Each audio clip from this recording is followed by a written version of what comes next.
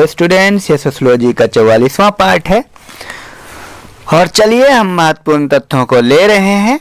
तो छोटी छोटी बातों को आप लिखिए और याद कीजिए। रुग्ण भूमिका,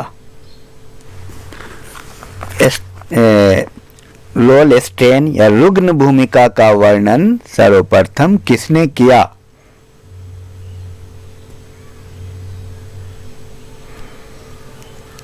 एंडरसन या पार्सन।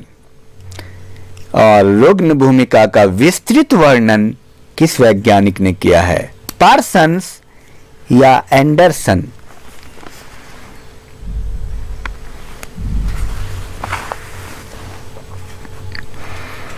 और बताएं, ह्यूमन सोसाइटी पुस्तक के लेखक कौन हैं? किंग्सले डेविस या फेयरचाइल्ड?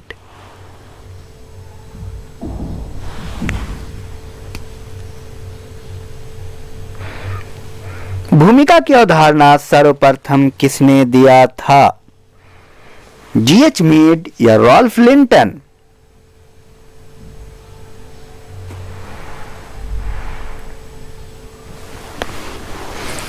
और एक ही समय में एक ही परिस्थिति में दो भिन्न तरह की आवश्यकताओं का उत्पन्न होना किस अवधारणा को जन्म देता है? फिर से सुनिए, एक ही समय में एक ही परिस्थिति में दो भिन्न तरह की आवश्यकताओं का उत्पन्न होना किस अवधारणा को जन्म देता है? परिस्थिति तनाव या परिस्थिति क्रम?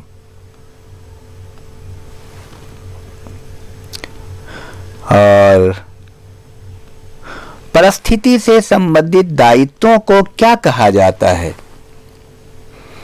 भूमिका या संस्तरण? परिस्थिति संस्थागत भूमिका है।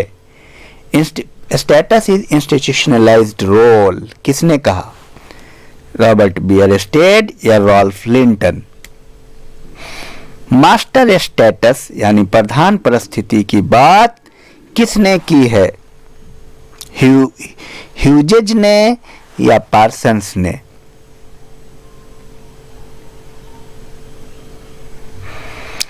लिंटन ने 1936 में परिस्थिति तथा भूमिका की अवधारणा का उल्लेख किस पुस्तक में किया? द स्टडी ऑफ मैन या ह्यूमन सोसाइटी?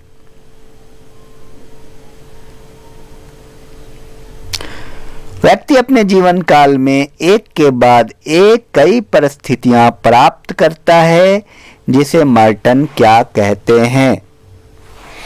परिस्थिति क्रम या स्थिति परक परिस्थिति? जब प्रदत्त परिस्थिति अर्जित परिस्थिति पर हावी होती है तो उस प्रदत्त परिस्थिति को क्या कहते हैं? प्रधान परिस्थिति या परिस्थिति क्रम?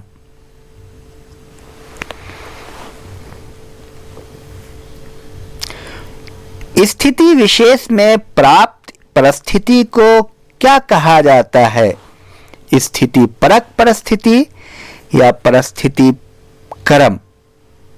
पिता किस प्रकार की परिस्थिति है? अर्जित परिस्थिति या प्रदत्त परिस्थिति?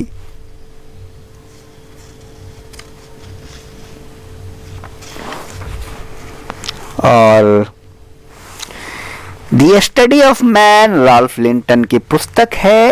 ये कब लिखी गई? 1936 या 1946?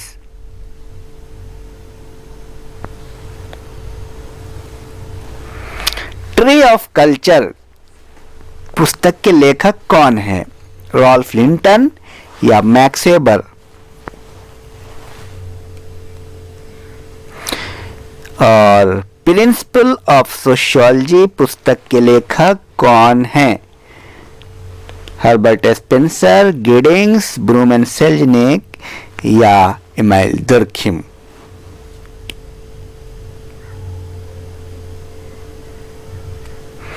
कल्चरल बैकग्राउंड ऑफ पर्सनालिटी, इस पुस्तक के लेखक का नाम क्या है?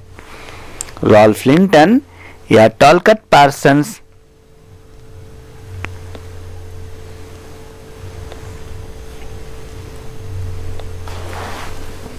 और कुछ महत्वपूर्ण तथ्य है, आप बताएं।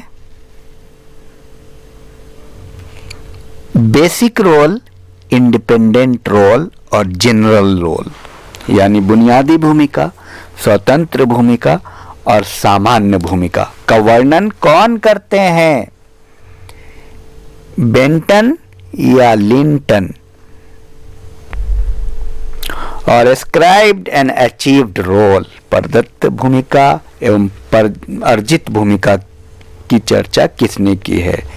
रॉल्फ लिंटन या टॉलकट पार्सन्स? क्योंकि ये प्रश्न बार बार आता है, रिपीट होता रहता है, तो इसको आप अच्छे से कर लें याद।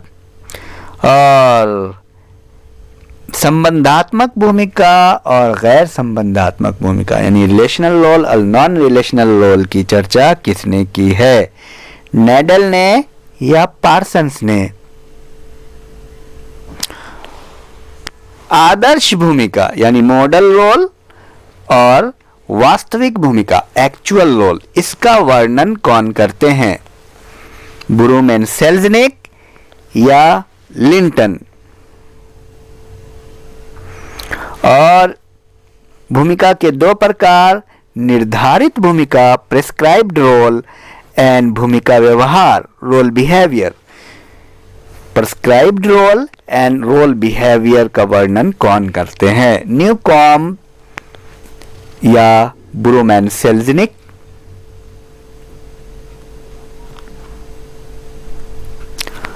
और भूमिका के दो प्रकार बैक स्टेज रोल और फ्रंट स्टेज रोल का वर्णन किसने किया है?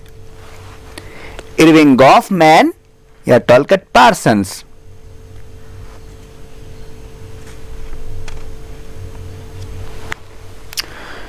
और बताएं, रोल डिस्टेंस का वर्णन किसने किया है? इरविंग गॉफमैन या ब्रूमैन सेल्जनिक? टोटल इंस्टीट्यूशन की चर्चा किसने की? इरविंग गॉफमैन या रॉल्फ लिंटन? तो ये रहा, बहुत ही महत्वपूर्ण है, इनको आप लिखें, बार बार सुने, याद करें। Thank you.